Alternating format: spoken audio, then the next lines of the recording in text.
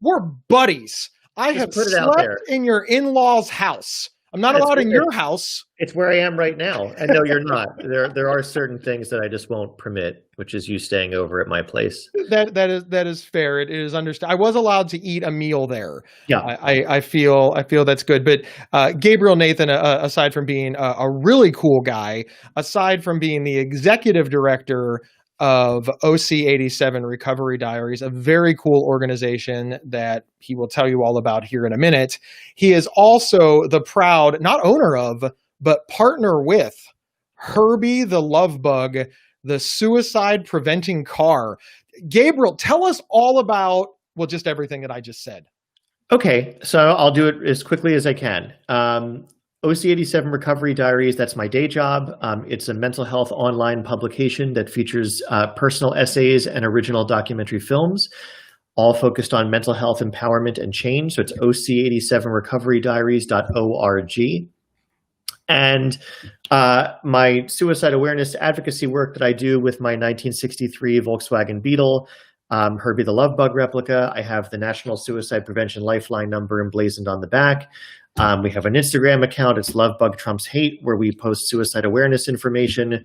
We made a documentary film called A Beautiful Day Tomorrow. It's up on YouTube and on the website of the same name, abeautifuldaytomorrow.com. And we just use the car to sort of generate conversation related to suicide awareness and, get people talking. That's what I do in a nutshell, I guess. That's it. That's what you do all day. You help prevent suicide. You help give people a voice online. You also make little movies, and I call them little movies because they're short, not because they're actually little. You have a phrase and I know I'm butchering it, but we made a movie together, Gabe and Gabriel, and it was very, very cool. And I got to meet the director, producer, the head guy, a gentleman named Glenn, who is very, very awesome. And I'm going to mess it up, but he said that he's trying to give these stories the red carpet treatment. You didn't mess it up at all. That's what it is. It's giving mental health recovery stories the red carpet treatment. I think that sometimes folks who live with mental health challenges feel like they're sort of second class and that, their stories don't really matter, or their stories will be told by providers or by family members. And, we don't believe in that. We believe in first person recovery narrative. So we want people with mental health recovery stories telling their own stories, and we want to shoot them beautifully with great artistry and integrity. And fortunately, we're able to do that through our partnership with Glenn and Fresh Fly Films. So that's what we like to do, and we love doing it. It really is incredible because without falling down a rabbit hole, because it's not our topic, but the reality is patients, we often have a lot to worry about. We're trying to get better. We have medical bills, we have health insurance payments, we just have a lot on our mind. And contrary to popular belief, we're not all great artists and filmmakers. We're just regular people who are living with mental illness. And this becomes a problem because really, really good video, really good mini movies that are beautifully shot, and the equipment alone can cost tens of thousands of dollars, and we haven't even started paying people yet. Right. So one of these movies can cost $5,000, $10,000, $15,000, $20,000 to produce, and they're worth every penny. But we still have to get back to who is most likely in our environment to have $5,000, $10,000, $15,000, $20,000 to make a movie. And it's an insurance company or a pharmaceutical company or a provider. It's often not just a regular person who is battling an illness. I want to be clear. I'm not calling patients poor. I'm just saying that most of us don't have an extra $5,000, $10,000, $15,000, $20,000 sitting around. So, I just like to point that out because you're right. Putting our stories on and having them compete, for lack of a better word, with a lot of the other stories that are out there, I really think that it gives us a voice in a way that I think a lot of people don't understand. I know that we've talked before that, you get criticism. You're like, well, just pop out your iPhone and make a video. Right. Well, just address that real quick. Why is that? Because I don't want people to stop popping out their iPhones and making videos. Nor do I.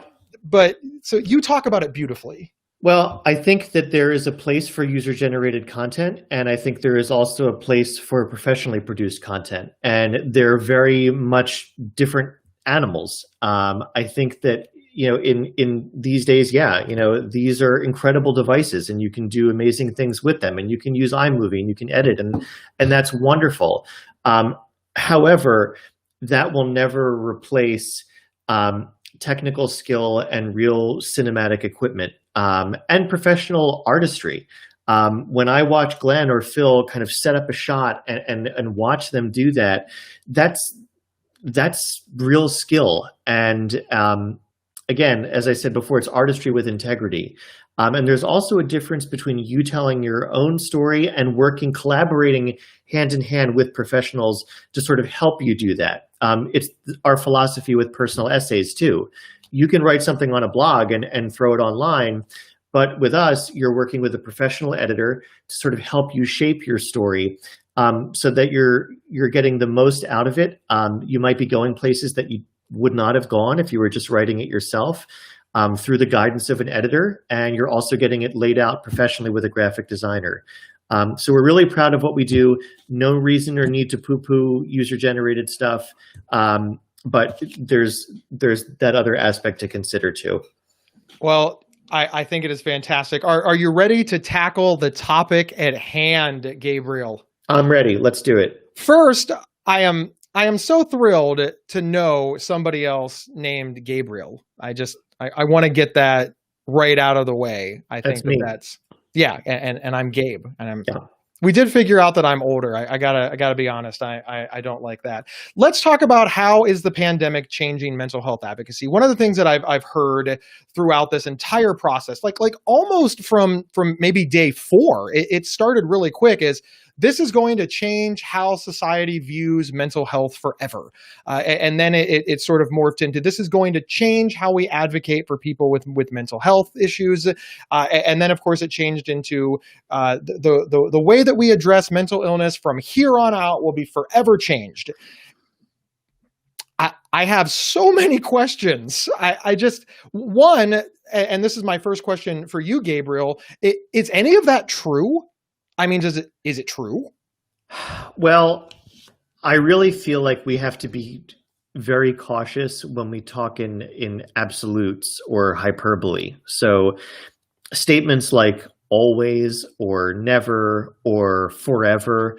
So that's generally language.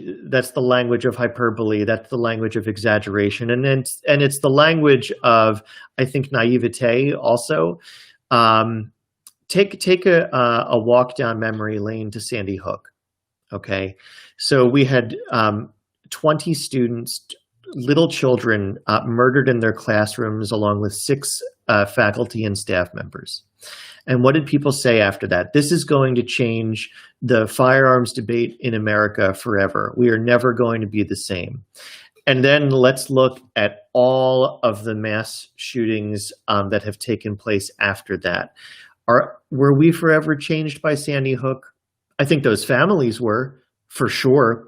And I think that the first responders who showed up to those scenes of unimaginable horror were forever changed as well. But I do not think that we as a society were forever changed. And I certainly don't think that the gun control debate in this country is forever changed. So I don't mean to hijack this and make this about something else, but I do think it's a fitting parallel when we talk about situations that in the moment seem so intense, and so people sit and ask themselves, how are we ever going to, quote, go back to the way we were after this? Right. I just went to the post office right before sitting down and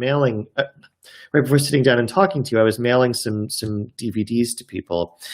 And I, of course, went up with a mask, and there's this big thing of clear plastic in front of the postal worker at the counter.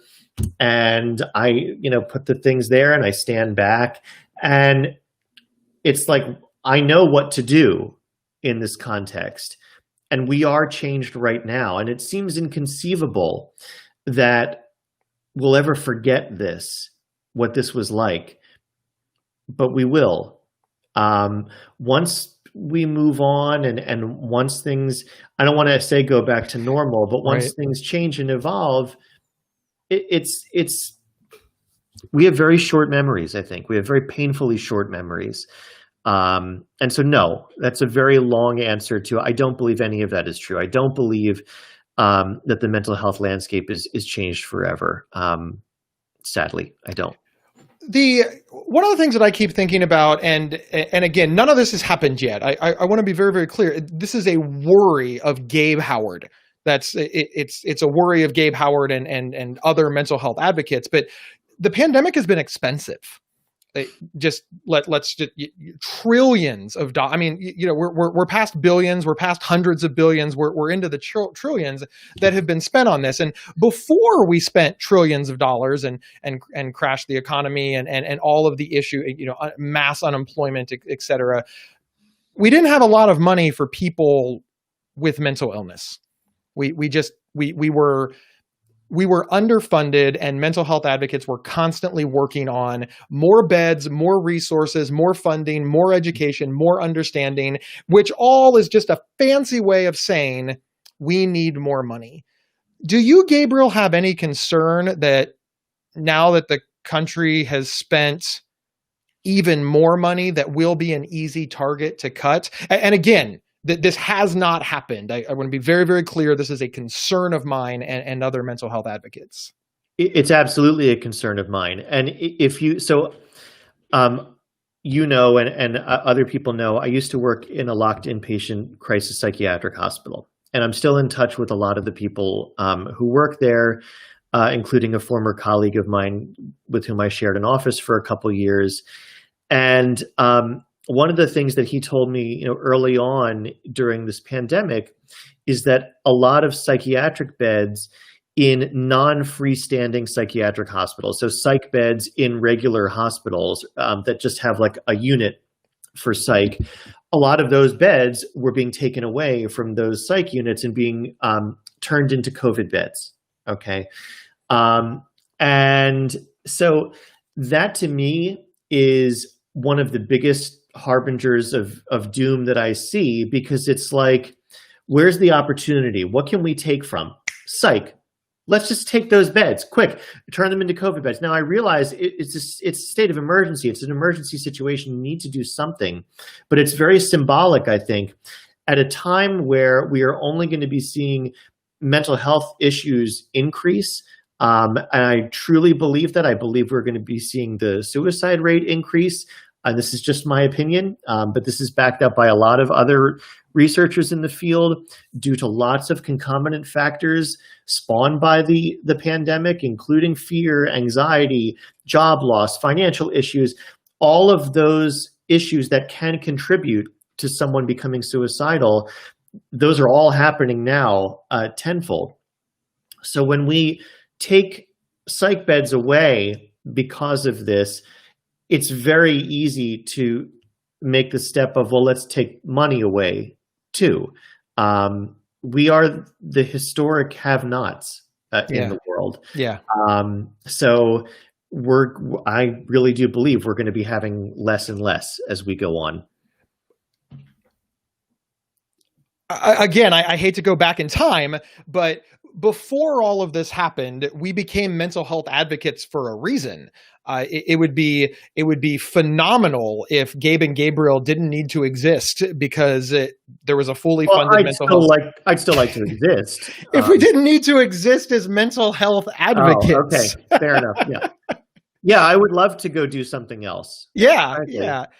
yeah. But unfortunately, the experiences that I've had and the people who I saw in that hospital, particularly the indigent, the homeless, getting John Does because they were picked up by the cops and we had no idea who they were. They had no identification, no family, nobody coming to see these people on visiting day.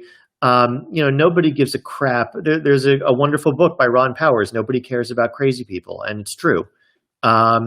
So when I see people like that without any resources kind of as someone who lives with mental health challenges myself, what option do you have other than to become a mental health advocate, to use your voice? Because when you're silent, nothing happens. At least if you're out there making noise and you're advocating for yourself and for others, there's a chance that someone might listen. So that's why I do what I do, and I wish I didn't have to do it, for sure. What do you think what's going to be the mental health advocacy points moving forward? And you said at the beginning of this, I don't think that anything is going to change. And I got to be honest, I think that you're right. I think the talking points are going to change, but the base premise of we need more money, we need more resources, and people don't understand what we need, I think that's going to be identical. And this is what kind of concerns me a little bit, because I want to be able to say, did we not learn anything? When the whole country was in turmoil, when everything went to hell, we had mental health issues. So I'm not saying that everybody suddenly got bipolar disorder, schizophrenia, or psychosis, but people suffered. People were not their best selves, and people needed resources, whether it's therapy or touch, or you can just see on Google, the search terms alone were much higher in mental health related. But now we're talking about mental illness advocacy. Do you see this as just like literally just one more bad thing that has happened to us? Is there a silver lining? Is there hope? And is there a way that as mental health advocates, we can find something to grab onto and swing it back in our favor? Well, so when you first asked the question, you said what's going to be, and you're my great grandmother, who's from Russia, used to say "What's going to be," and she would put her hands up and "What's going to be," and I hear that, and I actually think about my Bubba a lot, and if she were still living today, what's going to be with the pandemic? What's going to be? And I guess my short answer is I don't know, buddy. Like I don't know. I don't know what next week is going to look like or feel like. I don't know what the future of advocacy for individuals with SPMI looks like, or just kind of regular mental health advocacy. Is there a silver lining? I suppose that one silver lining is that people who didn't struggle before now know what it is to struggle, whether it's with, sort of a transient feeling of depression or just general anxiety about, well, am I going to have a job tomorrow? Am I going to be furloughed? Is my wife going to lose her job? Are we going to lose our house? So that's situational anxiety. The anxiety that you and I feel is constant, right? And it's not really necessarily based in situations that can make stuff worse, that can exacerbate it, but it's a condition. Now other folks might feel what we feel and perhaps have a little bit more empathy or understanding, and might not look quizzically at certain posts that we make or comments that we make. They'll go, oh yeah, I get that now. I get that. But by and large, I feel like people are still talking about stigma. People are still talking about, they're still posting it's okay to not be okay. If I see it one more time, I'm going to throw up all over my phone. And, I don't have one of those fancy screen protectors that I can just wipe off. But it's like, I've had it. I have had it. I am so sick of the endless regurgitation of things and memes and there's nothing behind it. It doesn't help anybody. It doesn't change anything. It doesn't move the needle as far as conversation goes. If you really want to make a difference related to mental health, particularly now, reach out to someone who you think might not be doing well and send them a text or a Instagram DM or whatever, and just say, I love you. and I care about you and I'm concerned about you and I would love to just talk. And don't post about it later on social media. I had a hashtag real convo. Gabe said, hell, I don't think I'm allowed to curse on this. Like, I really want to. I don't give a whatever about your hashtag real convo. Just do it. Okay, don't talk about it. That's just contributing to the problem. I really believe that. And we don't need it. We don't need it. Just do the right thing because it's the right thing to do. Gabriel, I want to tell everybody that the Not Crazy podcast, which you can find on psychcentral.com/notcrazy, deconstructed mental health month. And one of the big topics that we never resolved, just to be very, very clear, is awareness. What is awareness? Why is it a nebulous concept? Why are we spending so much money on it? What can we do? Okay, if awareness is step one, why do we never get to step two? And on and on and on. And I'm only bringing that up because I echo these same sentiments. I think we're aware of it. Like, I don't think that we need to raise awareness about mental illness, mental health, or suicide. I think we're well past that. We're just stuck in this rut where we can't get past it. And I don't want to, I already had the conversation. You can just go listen to the podcast, but I think this is different because I'm here. But you are here. But I was, one of the other reasons that I bring it up, I mean, aside from, plugging another Psych Central podcast, but I also bring it up because, it's been out for a couple of weeks and I was surprised by the email. Some people were like, oh my God, you're right. We've been caught in a rut. Let's move forward. Other people were, how dare you? What is wrong with you? Yeah. You're a mean man. Just horrible. And other people were like, I've been saying it for years. I'm glad to get some put. So it's been interesting to see. It's just been interesting to see that. All right. We've got a question from Gail Carney. Again, wait, before you ask Gail's question, can I just say it's May 29th. I am so glad Mental Health Month is almost over. Then all the other stuff can just go away and we can get back to just doing what we do every other day of the year. So that's all I have to say about that. Go ahead. Are you no, never mind. Okay. Gail's question is, do you think awareness has been increased in the general public though? Aren't more people seeing how easy our mental health can be affected by changes or situations like this? So I think that awareness has been increased in the general public, as Gabe alluded to earlier. I do feel like more people are gaining sensitivity towards what other people are going through. I think that there's a difference between awareness and education. So I'll give you a great example, and this is not to pat myself on the back, whatever, but this is just an example. Okay, some people want to do something about suicide. Okay. And that's great. So what do? They post the Lifeline number. They just post the number on Facebook or Instagram or whatever. Or they'll post the number and say, it's okay to not be okay. Something like that, something in addition to the number. Okay, great.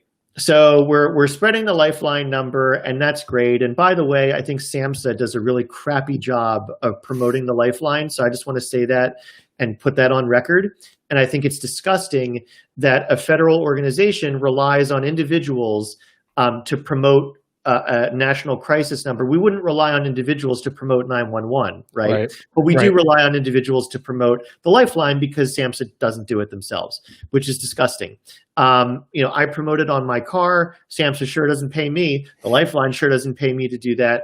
I do it. That's another story. But okay, so pushing the Lifeline is one way to promote awareness. Here's a way to promote education. By making social media posts that educate people about things that you should say to someone who might be struggling, things that you should not say, things that you should not say about suicide in general. For instance, the word commit. So we don't use the word commit anymore because we commit crimes and we commit sins. We do not commit suicide. Okay, we die by suicide. We take our own lives. We kill ourselves. So these are just factual statements. They're not loaded with any other kind of stigmatizing language. So that isn't awareness. That's education. And that I find infinitely more useful. And that's a great way to move beyond awareness just kind of posting the lifeline number or posting a stat of 48,000 people, kill themselves every year. By the way, the stat is wrong because suicide is woefully underreported. It's 10 to 15% higher in reality. So let's move towards education, which can then move towards prevention. If we get stuck in the rut of just, kind of endlessly recycling memes and stuff, again, it's really not helpful. All it helps is the content creator, and that's not interesting. I agree with everything that you just said. No, you don't. Yell at me. Let's abuse each other. So I'm reading the chat comments on our chat. This is the advantage of doing it live. It's like instant feedback. Now I can't see that. Is that? Yeah, I know. I keep. Oh, you're hiding that. Okay. I know. Fair enough. You're welcome. But no, first off, everybody's being very, very respectful. But people are saying things like, like back on your real convo hashtag, like, but maybe it'll remind somebody else to do it. Like, how do you level that out? Like for example, it seems like I would never reset my clock to fall back or spring forward if Facebook didn't tell me.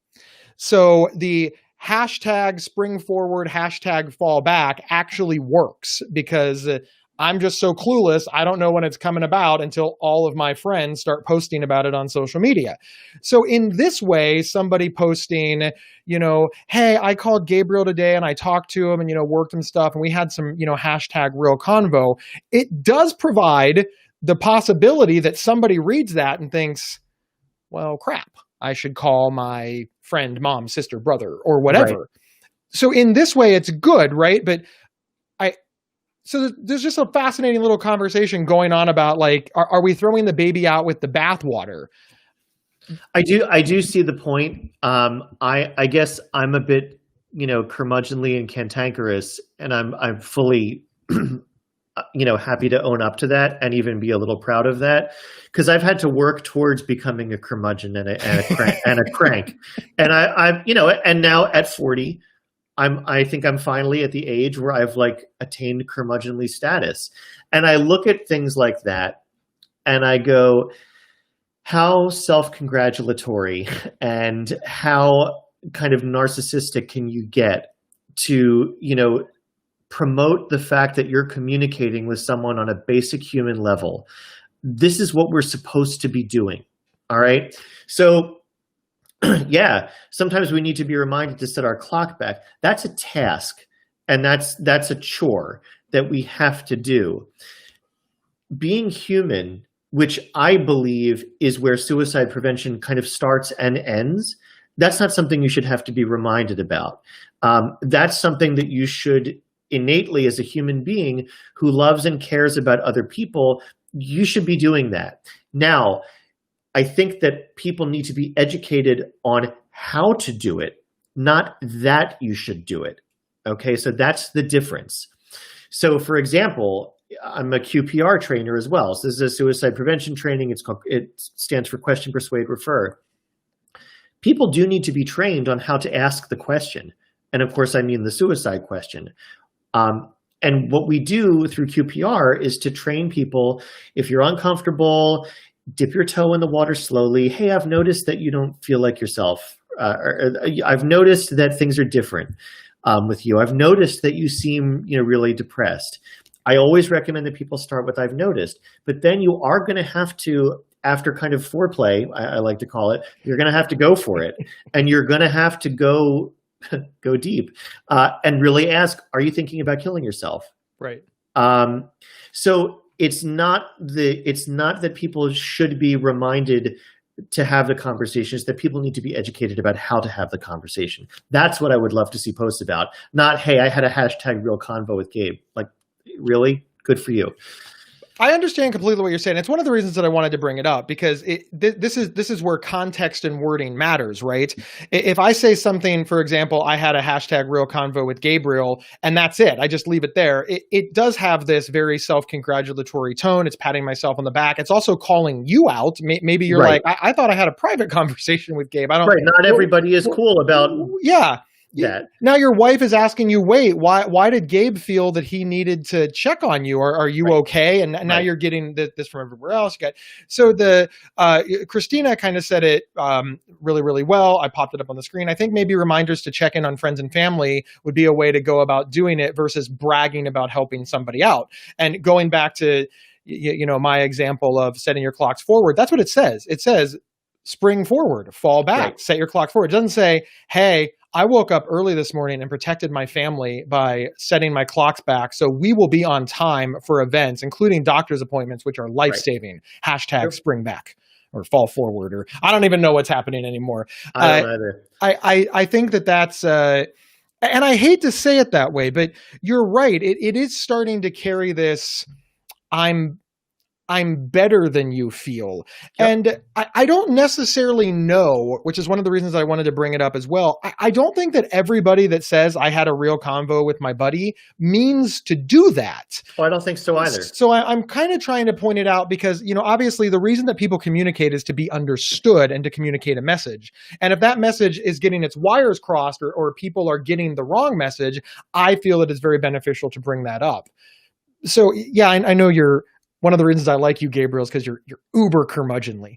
Like I mean that. Again, like I had to earn it. I mean that very, very sincerely. But I also know that you, and again, it's a cliche. I just can't think of another one. You really do have a heart of gold. I've seen it a million times over. The amount of money that you personally have spent on this mission, even though you know that there are billion-dollar government agencies that frankly should be putting up, shows that your heart is in it for the right reasons. And some people haven't earned the right to complain about government agencies. You have, sincerely. Thank you. I appreciate that very much. My heart may be made of gold, but it is deeply flawed, and I'm the first to admit that. I do what I can do with what I've got, and when I see a problem that I feel I can do something about, I just try to do it. So that's, I don't know. No, I think that, so often, Gabriel, we've talked about this before, but so often people don't reach out because they're afraid of saying the wrong thing. So they say nothing. And of course, when you say nothing, especially when it comes to things like suicide, anxiety, severe and persistent mental illness, I'm going to use you as an example because you're here and you agreed to do this. So Gabriel is suffering, and Gabriel is aware that he is suffering, and he is aware that other people know that he is suffering. And I am aware that he is suffering, but I opt to say nothing because I don't want to say the wrong thing. I don't want to make it worse. This, and please correct me if I'm wrong, this creates this idea in Gabriel's mind. Well, I'm suffering. My friend Gabe is aware. He did nothing. He doesn't care. Right. It doesn't create an idea in your mind that I don't know what to say, or that I'm confused, or that I'm from afar, I'm rooting for you. What do you have to say to the people that are afraid to reach out because they are afraid that they will, quote unquote, say something stupid? Like they'll say, are you planning on committing suicide, which you talked about earlier was incorrect. Or You'll say, hey, let's have a hashtag real convo. And you'll yell, I hate those things. And I'm just bringing up a whole bunch of examples of examples of the quote unquote wrong thing to say. Is it better to reach out privately to somebody and say everything wrong than to say nothing? Always. Because even if your foot is firmly entrenched in your mouth, your heart is in the right place. And the person who is receiving your ham-handed, fumbling, putzing around extension of sympathy, they're going to know that it's genuine. It might not be spot on, word for word correct, but they will know that you care. And I'm going to give you an example. And Gabe, this is actually something that you were present for, and I'm sure that you remember this. So last year, Gabe and I were present at a screening of a couple OC87 Recovery Diaries films at the Haverford YMCA. So this is a big community YMCA in a suburb of Philadelphia. And we showed a couple of our films, and we showed the film that Gabe and I did together in our van. Talk about B-roll. We shot for 9 hours, and I think it's like a 13 or 14 minute film. But anyway, so then after the films showed, there was a discussion. And the panelists were Gabe and me and a woman named Danette Stetler. And Danette lost her son, Trent, to suicide. I believe it's 5 years ago. Okay. And Trent was in college at the time. Well, during the talkback, there was this incredible moment where this African-American woman stood up. She was sitting towards the back, and she introduced herself as a former colleague of Danette's and a friend of Danette's. And they had worked together for years and were friends for years. And she said, and this is in front of everybody, she said, after Trent died, I disappeared because I didn't know what to say to you. And actually, a couple weeks before the event, Danette and I were handing out cards by Herbie outside of the YMCA, and this woman happened to be coming out of the gym. And she and Danette reconnected and hugged, and it was clear they hadn't seen each other for a while. And we gave her a card about the screening and, said, I hope you come. And after she left, Danette and I talked. And she told me, about this woman. And so then, fast forward to the talk back, she said, I'm so sorry that I wasn't more present for you when you needed me. But I just didn't know what to say. And, of course, there were tears in Danette's eyes and this woman's eyes. And Danette said, it's okay that you didn't know what to say. Just say, I don't know what to say to you. You can say, I'm so sorry about Trent. All Danette wanted to hear was his name. I think one of the things that it's so important to know about loss survivors is that they don't know what to say either. And, we're afraid that we're going to make them cry. You will. They've already cried rivers anyway. It doesn't matter. Let them cry. They have to. Say you don't know what to say. Say, can I just be here with you? Can I just sit with you? Can we just be quiet together? Ask them what they need. What do you need from me? How can I help you? So I think that's so important. Always approach someone, always, because people are just dying for human connection. And if someone is going to shame or judge you for, quote, saying the wrong thing, just know that that's on them. Because reaching out in a genuine and human way, that is not the time to correct or educate someone about language that they're using. That can happen later. But in the moment, we just accept human beings for who they are, which is flawed, and that's okay. Gabriel, going back to how is the pandemic changing mental health advocacy, do you think that there will just be more options for maybe these personal conversations? Do you think there'll be a small ripple effect? As you said, more people are experiencing low-level depression, more people are experiencing anxiety. Do you think that this will have some even, we've talked about big things, budgets, the mental health safety net, people with severe and persistent mental illness. Do you think that, move mental illness aside, let's just talk about mental health. Do you think this will move the understanding about our basic mental health that every single person on the planet, everybody has mental health? I hate having to, I don't have mental health. Yes, right. You do. You probably have good mental health then, but everybody has mental health. Do you think it will move the needle on straight mental health, not mental illness, mental health? Yeah, I do. Because I think now people are starting to wake up to the fact that things change, and things change in a big way, globally. There wasn't a pandemic a year ago, right? And now there is. So things change in a big way, but things also change on a personal level. So this idea of I'm good, I'm fine, which I heard time and time again when I was passing out suicide prevention literature on a train platform last year on World Suicide Prevention Day. And it was all guys. It was always guys. which, by the way, middle-aged men, you're most at risk for dying by suicide. But it was men in these populations who put their hand up at me. Where's the camera? There we go. I'm good. I'm good. And it's like, being good is not it's a liminal state. It can change. Your being goodness is not a constant or assured or promised thing.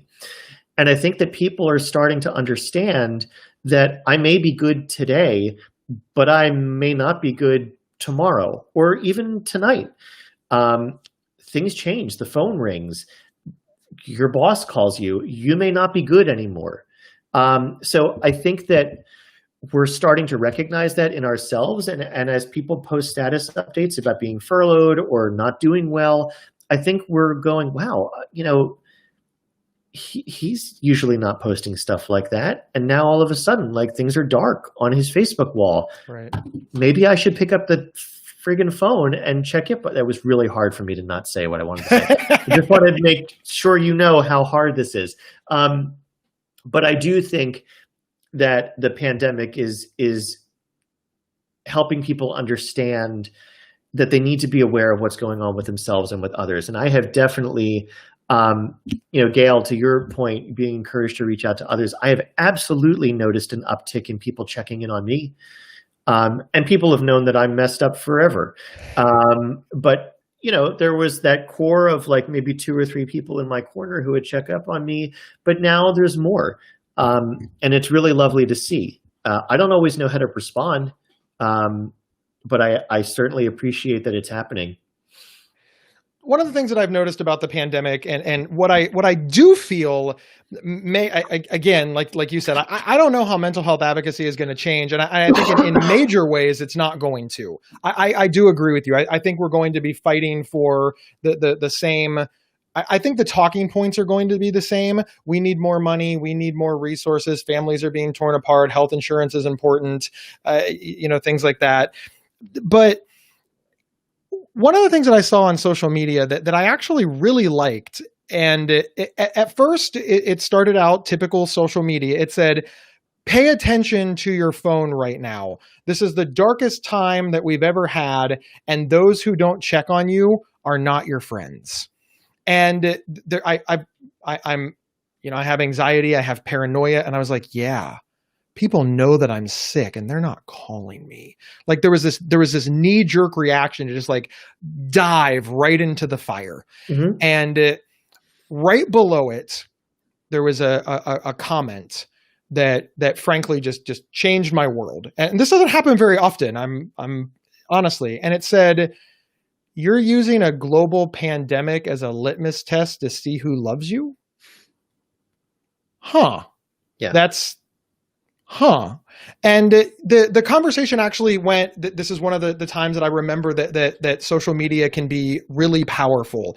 The conversation stayed respectful, and it said, well, but if people know that I'm suffering, why aren't they reaching out? Well, aren't your friends suffering? Why are you assuming that they're okay?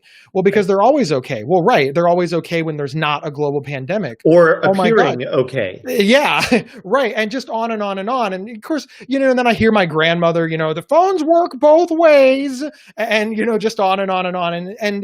But then I just started texting people like mad, just the most awful text ever. Are you okay? And people are like, why? What have you heard? Nothing. Are you okay? That's the point. And just, or to quote Woody Allen, why have you seen X-rays of me? Yeah. But I wanted to get that message out there and spread it as far as wide as possible, that now is not the time to make like scientific observations about your relationships. Right. I mean, sincerely, if my wife and I judged the whole of our marriage based on the last 2 months, we would need a divorce tomorrow, because we're so sick and tired of each other, because there's no date nights. There's no movies. There's no, right. I'm not going out with my friend. She's not going out with her friend. We're just staring at each other. You can't change that channel. I know. I hate you. I hate you too. Yeah. Okay. And I say that half jokingly and half like for real. Get out of my house. And we laugh about it, and we do need to laugh about it. But if I looked at that and said, hey, I'm suffering because of this pandemic and you, wife, aren't fixing it, I can't even imagine the horror show that would create a year from now. Right. So I think it's a powerful message to remember that, yeah, we all want, I wish that more people would reach out to me. I mean that like very sincerely. I do wish more people would reach out to me. But I reach out to more people, and that has its own value. And when they're ready, they'll come to me, because we're all dealing with like a lot of stuff. Yes. And you know, the one last thing I want to say is, you know, I caught up with you after a while. You know, it was not like a long time, but longer than we normally go. And I was like, dude, what's going on? And like one of the first things that you wrote is, it's hard having the kids home.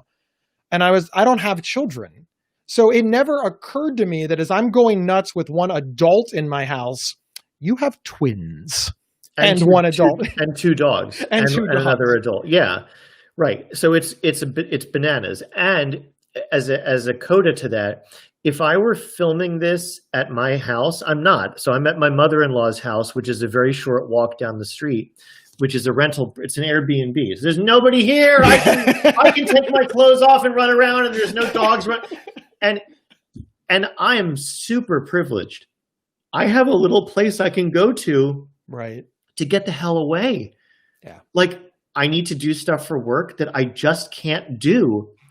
I physically can't do it when there's all of that chaos going on.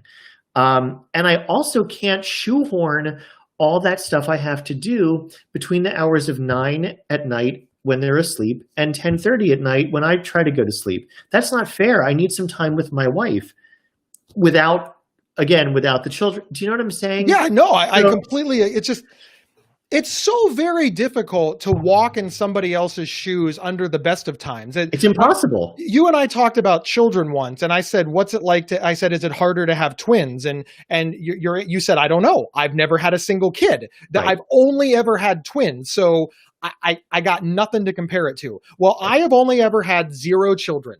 So I've never been through a pandemic before, so it's already all new. And I'm living through the pandemic with just a wife in a house. And I don't have financial issues.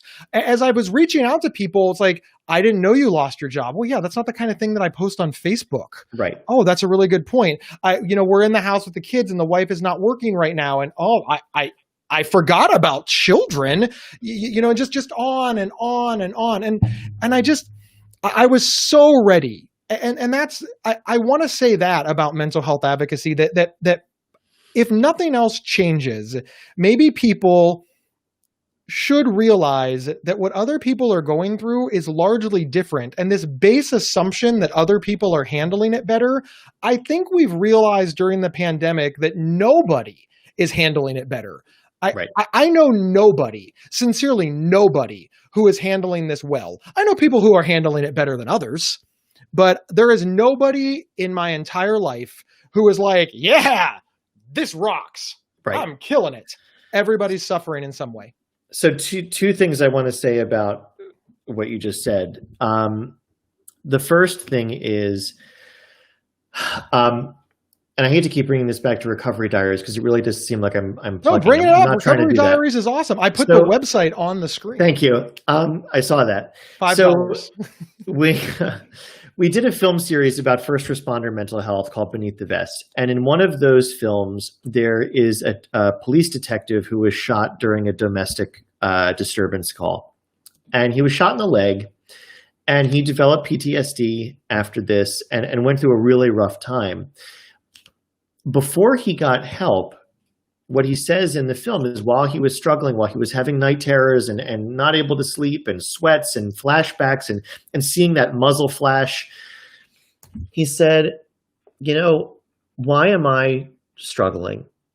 There's other guys on the department who were, did tours in Iraq and Afghanistan.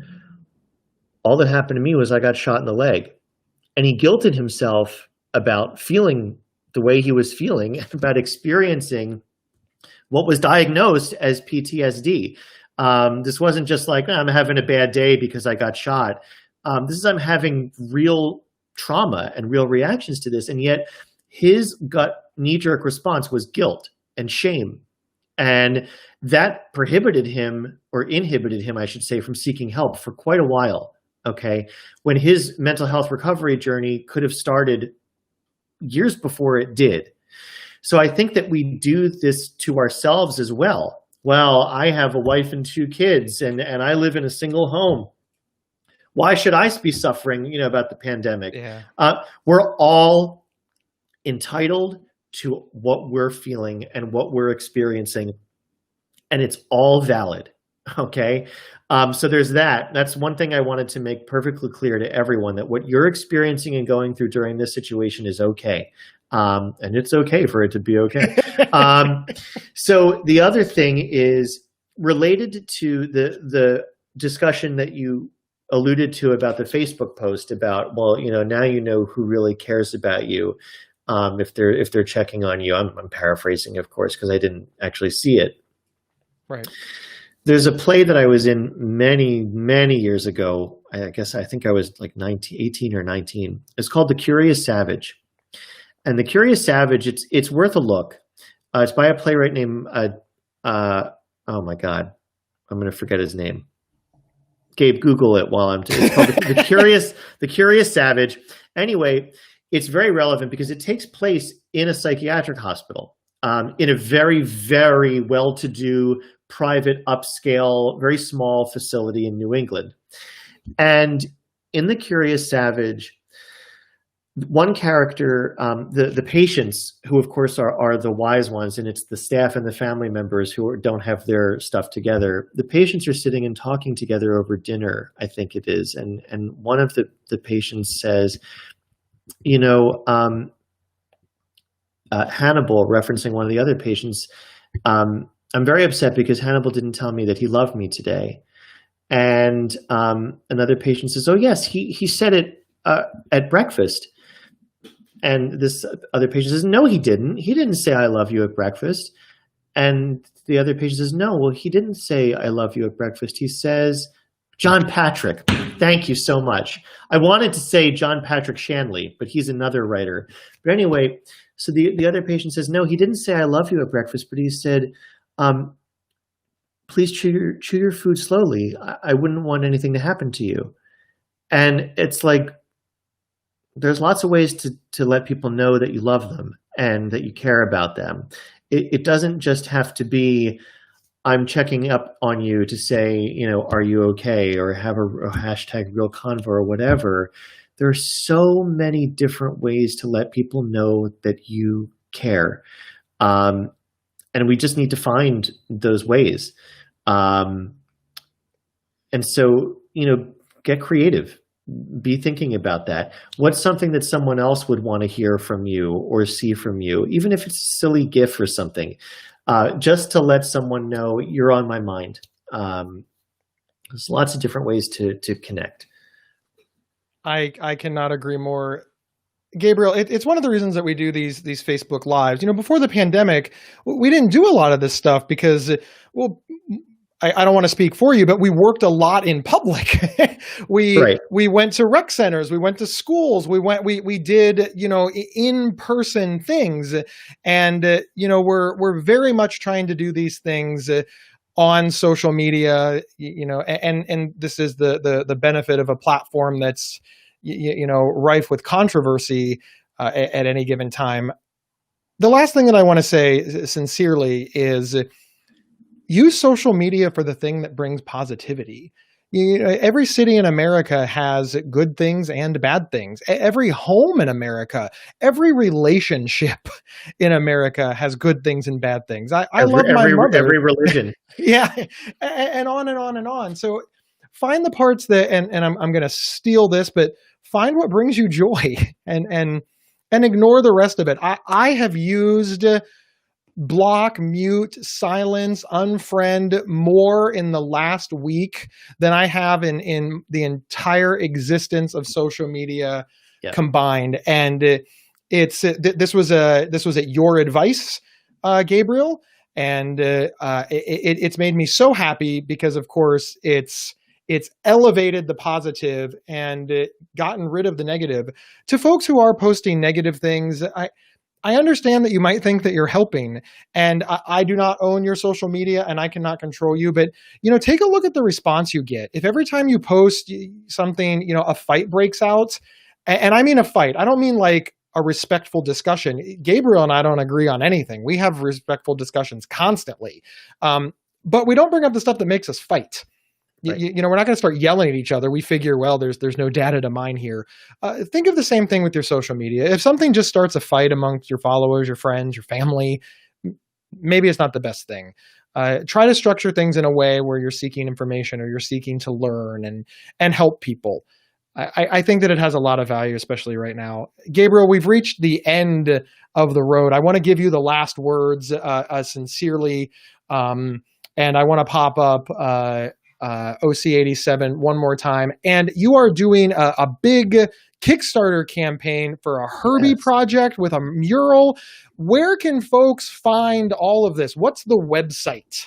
So I don't know where the website is, but it's a Kickstarter campaign for a suicide awareness mural in Philadelphia by a very prominent mural installation artist. Her name is Kala Hagopian of Hagopian Arts, and it is a very bold and vibrant design, a beautiful design that will have a QR code that people can go right to the Lifeline if they need that or know someone who does. So it is on Kickstarter. If you put into Kickstarter, when you're coming apart, don't give up. It'll pop up. Or if you follow me on Facebook or Instagram, I talk about it nonstop. So I guess my final word, what I want to say about what you just said, unfollow, mute, unfriend, whatever. Those are self-preservation strategies, particularly right now. And so you don't, well, that's a lot of stuff. You don't have to feel guilty about doing that. You know, guilt is something, if you feel it, you feel it, but you don't have to. Do what you need to do to be able to make it to tomorrow. Okay. And if saying farewell to someone who is toxic in your life is the thing that you need to do, maybe on a temporary basis, maybe permanently, do it. You don't have to respond to everything you see on social media. You don't have to, you're not leaving the battlefield or whatever someone will accuse you of. Participate when you want, pull back when you want, and just be good to yourself. You're going through a lot. Finally, the last thing that I want to say, which builds completely on Gabriel, I have noticed that some of my friends are insufferable online, but they are fantastic in real life. So there are many of my friends that I have, or many of my family members as well, that I have just muted online. And this honestly has improved our relationship. And I want to be clear, I am positive with every fiber of my being that people have done this to me as well. Oh, I know it happened to me yesterday, like twice. Okay, that's fine. It's fine. No, but sincerely, I mean, look, I have lots of, I love my wife. I don't want to work with her. I love you, but I don't want to be your roommate. I mean, on and on and on. You know, put people where they belong and don't feel bad about it. We have this idea that we can't silo people because it's rude. I don't agree with that. And I know you don't either. And it's all about setting healthy boundaries. And I think sometimes that gets missed in the information age. Yeah, for sure. Gabriel, thank you. Thank you so very much. Thanks for having me. This was fun. All right, everybody. Thank you so much for being here. We do these every Friday at 1 o'clock Eastern. If you liked it, you know, please comment, please share. Well, why is Gabe on the screen? You liked it. If you liked it, you know, please share, please spread the word. We do these at 1 o'clock Eastern on where you are watching it now, Psych Central, This Emotional Life, Gabe Howard, lots of very cool places. You can also check out the Psych Central podcast at psychcentral.com/show. A way long time ago, Gabriel was a guest. So find that one because it's just really, really cool. All right, everybody, we will see you. Well, I will see you in a week. Gabriel is just banished forever. That's it. Behind the sign. Thanks, everyone.